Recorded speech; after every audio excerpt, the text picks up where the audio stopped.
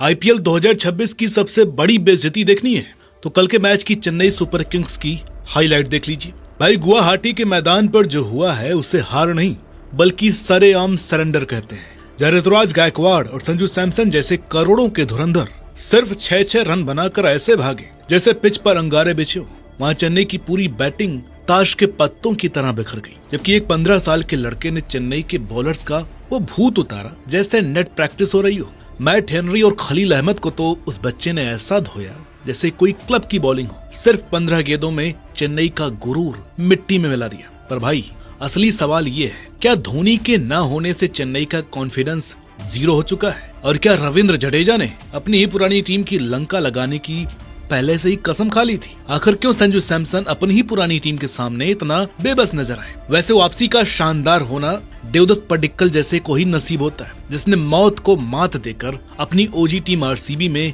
यादगार वापसी की है। उनकी हॉस्पिटल से लेकर आईपीएल के पहले मैच तक के सफर का शानदार वीडियो आपको कमेंट बॉक्स में पिन मिल जाएगा और इस वीडियो को देखिएगा जरूर। और आज की इस वीडियो में चेन्नई की शर्मनाक हार का पूरा पोस्टमार्टम करेंगे और देखेंगे कि क्या 2026 का ये सीजन चेन्नई के अंत की शुरुआत है। वीडियो को एंड तक जरूर देखिएगा क्योंकि आज की सच्चाई थोड़ी कड़वी होने वाली है। नमस्कार, मेरा नाम है अनुराग सूर्यवंशी और आप देख रहे हैं क्रिक माइंड। हमने आईपीएल के दोनों मैचों में एक बात बार बार की थी कि अगर आपकी बॉलिंग वीक है तो आप आईपीएल जीतने का ख्वाब छोड़ दीजिए। ये तीसरा मैच है और नतीजा फिर वही। पहले तो मैच का पूरा सीन समझ लीजिए, फिर डिटेल से आपको आसान भाषा में समझाता हूँ। सबसे पहली बात तो ये है कि टॉस और वहाँ के माहौल का पूरा फायदा राजस्थान ने उठाया। रियान पराग ने पहले बॉलिंग का फैसला इसलिए किया क्योंकि गुवाहाटी की बारिश की वजह से पिच काफी टाइम तक कवर के नीचे थी, जिससे मिट्टी में नमी आ गई थी। पिच और नमी का राजस्थान के बॉलर्स ने ऐसा फायदा उठाया कि चेन्नई के टॉप ऑर्डर को संभलने का मौका ही नहीं मिला और उनकी बैटिंग ताश के पत्तों की तरह ढह गई। चेन्नई को ब्रेविस की कमी बहुत खली क्योंकि उसके बिना कोई टीम को संभाल नहीं पाया। नतीजा यह हुआ कि संजू सैमसन और ऋतुराज गायकवाड़ दोनों ही पावर प्ले के तूफान में टिक नहीं पाए और टीम का मेंटल बैलेंस बिगड़ गया। बॉलिंग की बात करें तो आरआर का प्लान एकदम सॉलिड था। उन्होंने जोफ्रा आर्चर और बर्गर की पेस और बाउंस से पहले डराया, फिर जडेजा और बिश्नोई की स्पिन से रनों पर लगाम लगा दी। दूसरी तरफ चेन्नई के बॉलर्स बिल्कुल भी लय में नहीं दिखे। मैट हेनरी और खलील अहमद राजस्थान के ओपनर्स के सामने अपनी लेंथ सही नहीं कर पाए और नूर अहमद को मैच में लाने में काफी देरी भी कर दी गई, जिससे मैच शुरुआती 6 ओवर में ही चेन्नई के हाथ से निकल गया। चेन्नई की खराब शॉट सिलेक्शन ने उनकी बैटिंग की पोल खोल दी, जो 2026 के इस तगड़े कंपटीशन में उन्हें आगे जाकर काफी भारी पड़ सकती है। आइए अब डिटेल से बात करते हैं। चेन्नई की बैटिंग फ्लॉप होने की सबसे बड़ी वजह ये थी कि उन्होंने गीली पिच के हिसाब से खुद को ढाला ही नहीं। बारिश के बाद पिच पर काफी नमी थी जहां संभल कर खेलना चाहिए था, पर चेन्नई के बल्लेबाजों ने बहुत ही खराब शॉट खेले। नतीजा ये हुआ कि पावर प्ले के 6 ओवर्स में ही उनके 4 विकेट गिर गए। टीम की कप्तानी संभाल रहे ऋतुराज गायकवाड़ और संजू सैमसन, जिनसे बहुत उम्मीदें थी, दोनों सिर्फ 6-6 रन बनाकर चलते बने। गायकवाड़ को जोफ्रा आर्चर ने अपनी तेज रफ्तार और अंदर आती बॉल पर बोल्ड कर दिया। आर्चर 2026 में अपनी पुरानी फिटनेस में लौट आए हैं और उनकी बॉलिंग में वो धार साफ दिख रही थी। संजू सैमसन का अपनी पुरानी टीम के खिलाफ ये पहला मैच था जो काफी निराशाजनक रहा। उन्होंने नरेंद्र बर्गर की स्विंग होती बॉल पर बड़ा शॉट मारने की कोशिश की और बोल्ड हो गए। इससे गुवाहाटी के फैंस एकदम चुप हो गए और पूरा प्रेशर मिडिल ऑर्डर पर आ गया। अंडर 19 के कप्तान आयुष मात्रे भी बिना खाता खोले आउट हो गए, जिससे ये लगा कि वे अभी सीनियर लेवल की तेज बॉलिंग के लिए पूरी तरीके से तैयार नहीं है। जब मैथ्यू शॉट भी सिर्फ 2 रन बनाकर आउट हुए तो चेन्नई की हालत 38 पर 4 विकेट के साथ एकदम खराब हो गई थी। मिडिल ओवर्स में तो हालत और भी बुरी थी। बल्लेबाज स्ट्राइक रोटेट तक नहीं कर पा रहे थे और जडेजा बिश्नोई की स्पिन जोड़ी ने उन्हें बांध करके रख दिया। सरफराज खान ने 17 रन बनाकर थोड़े हाथ दिखाए, पर जडेजा ने उन्हें अपनी फिरकी में फंसा लिया। जडेजा को पता था कि शिवम दुबे बड़ा शॉट मारेंगे, इसलिए उन्होंने चालाकी से बॉल बाहर रखी और दुबे ने सीधा कैच थमा दिया। आखिर में जेमी ओबर्टन ने 36 बॉल में 43 रन बनाकर टीम को थोड़े सम्मानजनक स्कोर तक पहुंचाया। उन्होंने 10 विकेट के लिए रिकॉर्ड पार्टनरशिप भी की, लेकिन आखिर में वो भी तालमेल की कमी की वजह से रन आउट हो गए। इस मैच में चेन्नई का पूरा खेल एकदम से बिखरा हुआ नजर आया। राजस्थान रॉयल्स की बॉलिंग देख करके ऐसा लगा जैसे वो गुवाहाटी की कंडीशंस का मास्टर क्लास ले रहा है। रियान पराग की कप्तानी में पूरी यूनिट ने 3 तरफ से हमला किया, तेज रफ्तार, सटीक स्विंग और किफायती स्पिन। सबसे पहले बात करते हैं पावर प्ले के उन 2 शेरों की जिन्होंने चेन्नई की कमर तोड़ दी, जोफ्रा आर्चर और नरेंद्र बर्गर। आर्चर का राजस्थान की टीम में वापस आना उनके लिए जैकपॉट साबित हुआ है। उन्होंने अपने 4 ओवर्स में सिर्फ 19 रन देकर 2 विकेट झटके और लाल मिट्टी वाली पिच से मिलने वाले बाउंस का पूरा फायदा उठाया। उनका इकॉनमी रेट पूरे मैच में सबसे कम रहा, जिसे चेन्नई के ओपनर्स हाथ तक नहीं खोल पाए। दूसरी तरफ बाएं हाथ के गेंदबाज नांद्रे बर्गर ने अपनी अंदर आती गेंदों से बल्लेबाजों को खूब परेशान किया और 26 रन देकर 2 विकेट लिए। बर्गर का वो खतरनाक बाउंसर जो सीधे जेमी ओवर्टन के हेलमेट पर जाकर लगा, उसने साफ कर दिया कि राजस्थान सिर्फ विकेट लेने नहीं बल्कि अपना खौफ पैदा करने उतरी है। अब जब स्पिन की बारी आई तो रविंद्र जडेजा का अपनी पूरी टीम के खिलाफ 3 ओवर्स में 18 रन देकर 2 विकेट लिए और सटीक बॉलिंग का बेहतरीन नमूना पेश किया। उन्होंने पिच की नमी और ग्रिप का ऐसा इस्तेमाल किया कि चेन्नई का मिडिल ऑर्डर रनों के लिए तरस गया। रवि बिश्नोई ने भी जडेजा का बखूबी साथ निभाया और मैट हेनरी का विकेट लेकर चेन्नई की रफ्तार पर ब्रेक लगाए रखा। उनका इकॉनमी रेट भी सिर्फ 5.33 का रहा।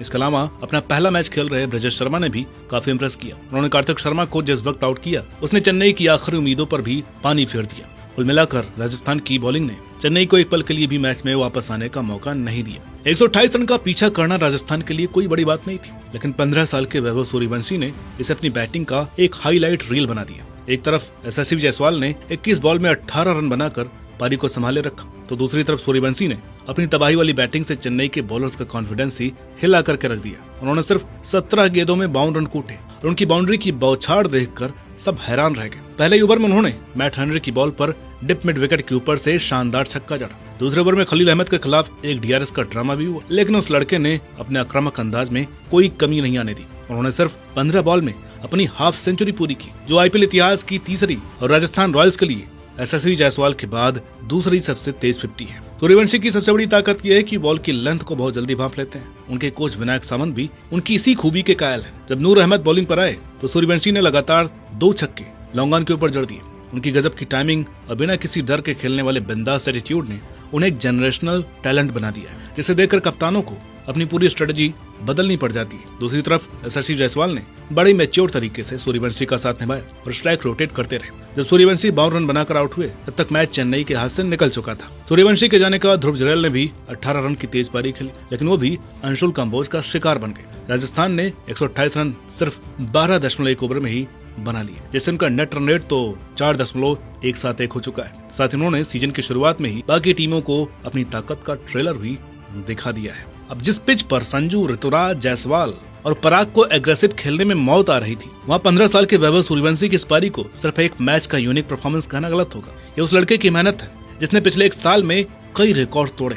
अंडर 19 वर्ल्ड कप के फाइनल में 175 रन रहे हो या विजय हजारे ट्रॉफी में एबी डिविलियर्स का रिकॉर्ड तोड़ना, सूर्यवंशी ने हर जगह अपना लोहा मनवाया है। उनका खेलने का तरीका हाई रिस्क हाई रिवार्ड वाला है, जो विपक्षी कप्तानों की रातों की नींद उड़ा देता है। अब ऐसे बैट्समैन के लिए पिच मायने नहीं रखती, बस टाइमिंग का खेल होता है। वैभव का यही गेम राजस्थान रॉयल्स के लिए तो ये रिस्क एकदम पैसा वसूल साबित हो रही है। चेन्नई के बॉलर्स 127 जैसा छोटा स्कोर बचाने में बिल्कुल नाकाम रहे, क्योंकि ना तो उन्हें विकेट मिले और ना ही उनके सीनियर बॉलर्स रनों पर लगाम लगा पाए। ऋतुराज गायकवाड़ की कप्तानी भी इस मैच में थोड़ी ढीली लगी, तो सूर्यवंशी और जायसवाल के तूफान को रोकने के लिए कोई खास प्लान नहीं बना पाए। मैट हेनरी का पहला स्पेल तो काफी महंगा रहा। उन्होंने 2 ओवर्स में 28 रन लौटा दिए। हेनरी बॉल को अंदर स्विंग नहीं करा पा रहे थे, जिसका राजस्थान के ओपनर्स ने पूरा फायदा उठाया। खलील अहमद ने थोड़ी किफायती बॉलिंग जरूर की, लेकिन वो विकेट नहीं निकाल पाए।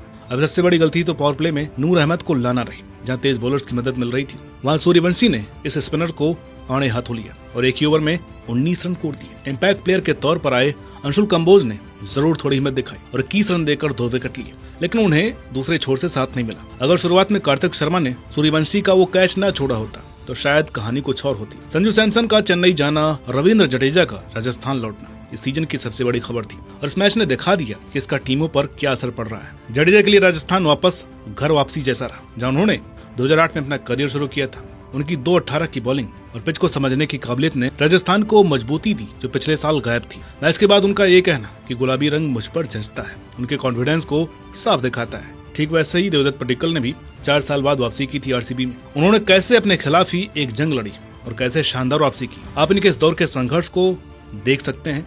कहां पर? इस वीडियो के कमेंट में इसका लिंक आपको मिल जाएगा। और दूसरी तरफ संजू सैमसन के लिए चेन्नई के येलो आर्मी में फिट होना थोड़ा मुश्किल लग रहा है। राजस्थान के कप्तान से अब चेन्नई में सिर्फ एक विकेट कीपर बल्लेबाज बनना एक बड़ा बदलाव है। अपनी पुरानी टीम के खिलाफ संजू का जल्दी आउट होना चेन्नई को काफी भारी पड़ा, जिससे उनका मिडिल ऑर्डर पूरी तरीके से एक्सपोज हो गया। अब चेन्नई के लिए अगले मैच में ब्रेविस वापस आ जाएंगे, लेकिन उनके आने से टीम की बॉलिंग में तो फर्क नहीं पड़ने वाला। हैदराबाद, केकेआर और अब सीएसके, ये टीम अपनी वीक बॉलिंग की वजह से बुरा फंसेंगी, खास करके सीएसके, क्योंकि इनके पास 3 से 4 टी20 बैटर है, बाकी ओडीआई के दीवाने हैं। यानी सीएसके का माइंडसेट 170 से 180 वाला है। तो ऐसे में टूर्नामेंट छोड़ो, मैच जीतना भी मुश्किल हो जाएगा। देखते हैं चेन्नई आगे क्या बदलाव करती है, क्या स्ट्रेटजी अपनाती है और क्या अपनाना चाहिए। अगर आप कुछ चेन्नई को कुछ सलाह देना चाहते हैं तो कमेंट में बता दीजिए। ये वीडियो अच्छी लगी हो तो लाइक कीजिए, शेयर कीजिए। चैनल पर नए हो तो प्लीज सब्सक्राइब करना ना भूलिए। मिलते हैं आपसे अगली वीडियो में, तब तक के लिए नमस्कार।